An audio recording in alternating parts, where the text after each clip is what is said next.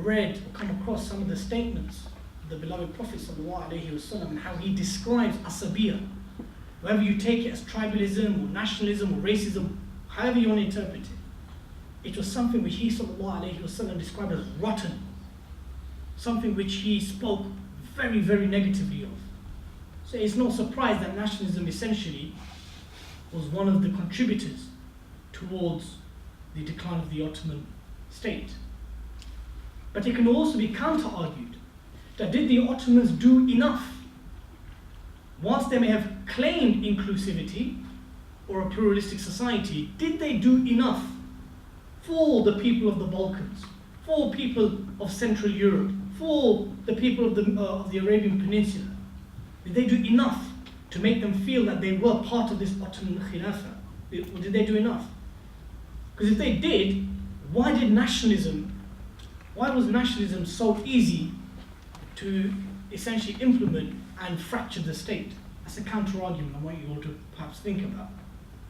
And the Young Turk movement, and generally the Western secular liberalism, the kind of new world order that was emerging or had emerged by the 19th century, naturally influenced elements of the Ottoman elite. The fact that, Europe, who for the best part of 200-300 years were always behind the Ottomans, had now all of a sudden were miles ahead in nearly every aspect of statehood, whether that be economically, militarily. And so the Young Turks, to begin with, were fed up. They just felt that the Ottoman state was, and the different power holders within the state were not doing enough. But as time progressed, the collusion with European powers was borderlining treachery and treason. And last but not least, which kind of reiterates the above, there was basically a stronger, more advanced European enemies of the Ottoman state. Now, whilst I would not say that the Ottomans were the sick man of Europe, a derogatory term that was coined by the Russian Tsar to describe Khalifa Abdul Hamid specifically, but the Ottomans, that it was an alien and outdated and regressive state amongst other European empires that had embraced modernity, had embraced a new world. It's untrue. It's untrue, because if the Ottomans were truly a sick man, it doesn't take much to destroy a sick man. It doesn't. But yet, this sick man, it survived for 100 to 120 years. And even in World War I, it put up a great battle in Gallipoli, in Qut, in Iraq, as well as other parts. It put up brave efforts towards armies which were militarily and technologically more advanced. But if you ask me, okay, from all these reasons, from all these contributors, what are the key ones? Definitely intellectual decline. A decline which basically meant that the Ottoman state, and I would also say even the Muslim world, the Safavids, the Mughals as well, that they were just failing to deal with new realities. That the gates of ijtihad really had closed, that they just weren't in, where there was a robust and flourishing approach of ulama to deal with new realities, in the way in which science and other arts and humanities and other things flourished for the best part of 1,000 years. Whether it was Abbasid Baghdad, whether it was Al-Andalus, whether it was whichever civilization you want to choose. There was never a case where Islamic civilization was behind any other civilization. The best part of for 1,000 years, it was ahead. And that's because the ulama at the time had such a pragmatic and open approach to new realities.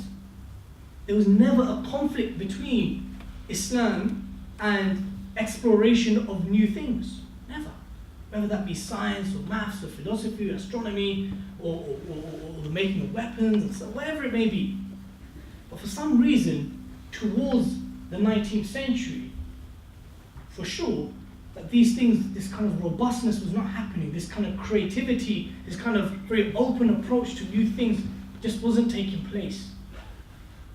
And I also believe that this 28 years of peace, as harsh as it may sound, as harsh as you may think, whoa, man, come on, how can peace ever be a contributor towards decline? It was.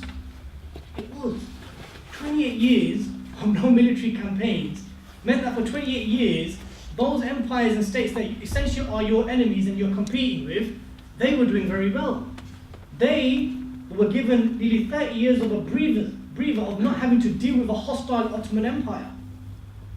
And that contributed towards their decline.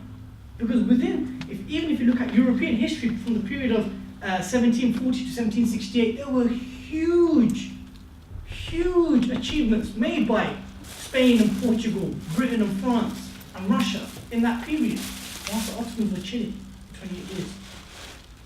It could be argued that they were tired, they deserved a break. But why does that break contribute towards their decline? And last but not least, nationalism. There is no way that we cannot negate or downplay the role of nationalism. Nationalism, I would go as far as to say, is one of the biggest obstacles towards the Ummah's unity today. It's the biggest obstacles towards the unity of the Ummah today.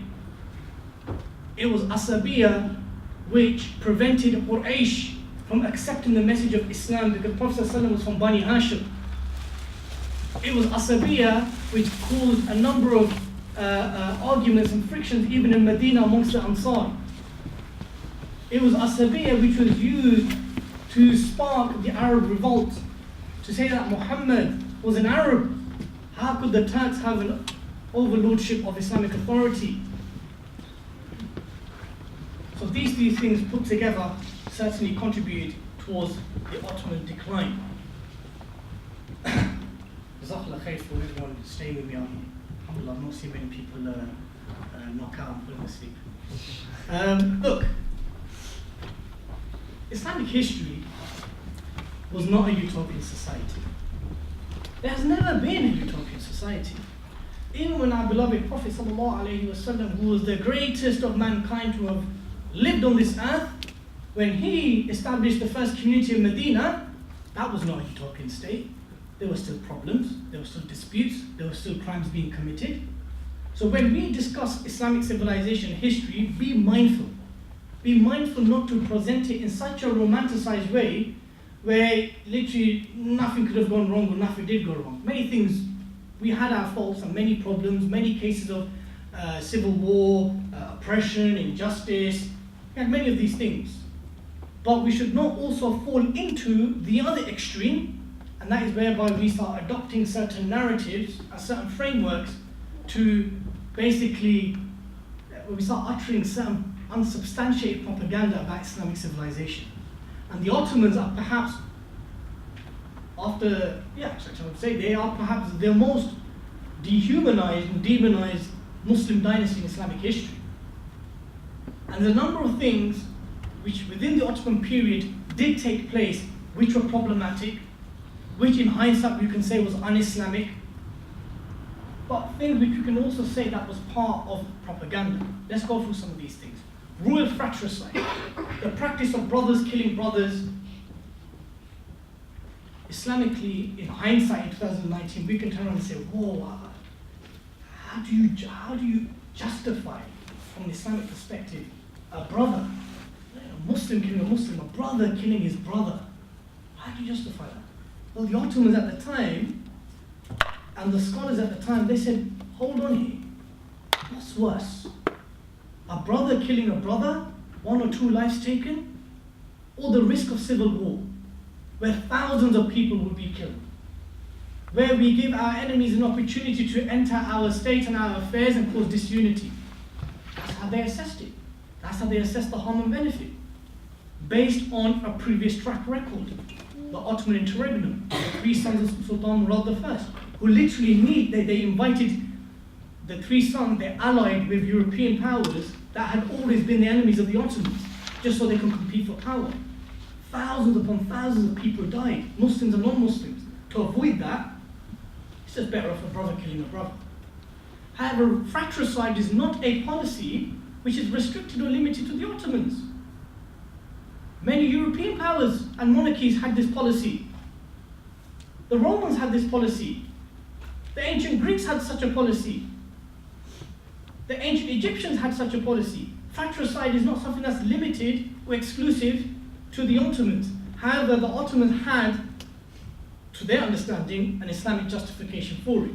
And that is that the unity of the state, unity of the Ummah, and the preservation of religion and life and security was greater than a brother killing a brother. Eunuchs were basically individuals, men, who were castrated, and they were kept in the royal palaces. I can't stand here and give any kind of religious basis for such policy, but the Ottomans did. They had men who basically had parts of their sexual organs snipped, and they used to basically guard the royal palaces, because the understanding was that those who can't procreate, or those who had bits snipped off, they were no longer deemed as men, and so therefore our women folk were safe around them. It happened, it was real, I don't know why, I don't know how it was justified. I tried to do my research, there was no research behind it, except that many, this is the only thing I read, that many had offered to become eunuchs because of the lavish lifestyle that they were promised. Allah, but I can't see no justification for the use of eunuchs. Slave trade. Were they slaves? Pardon? Were they slaves? Who slaves? Those who were... Eunuchs. Yes. Many of them were, not all of them. Many of them were, not all of them. Some of them were free men who offered themselves, but many of them were slaves. But still, even if they were slaves, that act, I cannot see how it could be justified. I've not heard any Islamic explanation from any schools of thought to justify such a policy or such an act. The slave trade. The Ottomans were involved in slave trade, but they were not involved in the transatlantic slave trade.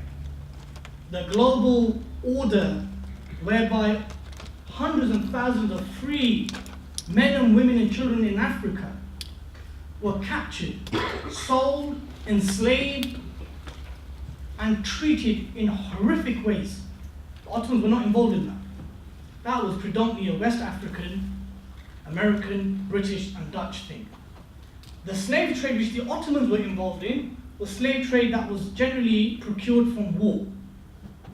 So prisoners of war were taken as slaves and they would be sold in the markets.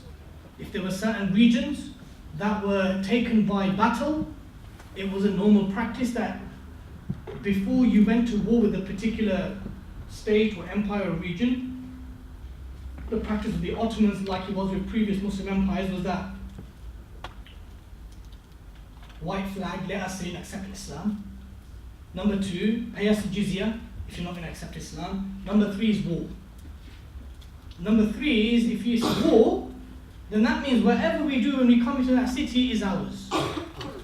Again, I don't want you all to think that, oh my God, that sounds so barbaric. And it was something which, brothers and sisters and friends, again, was not exclusive or limited to the Ottomans or Muslim empires or states. That when a city or a country or a region or a land was taken by force, sadly it was the norm of that time that men and women and children would be taken as slaves and sold off in markets. However, the Ottomans were not involved in the transatlantic slave trade.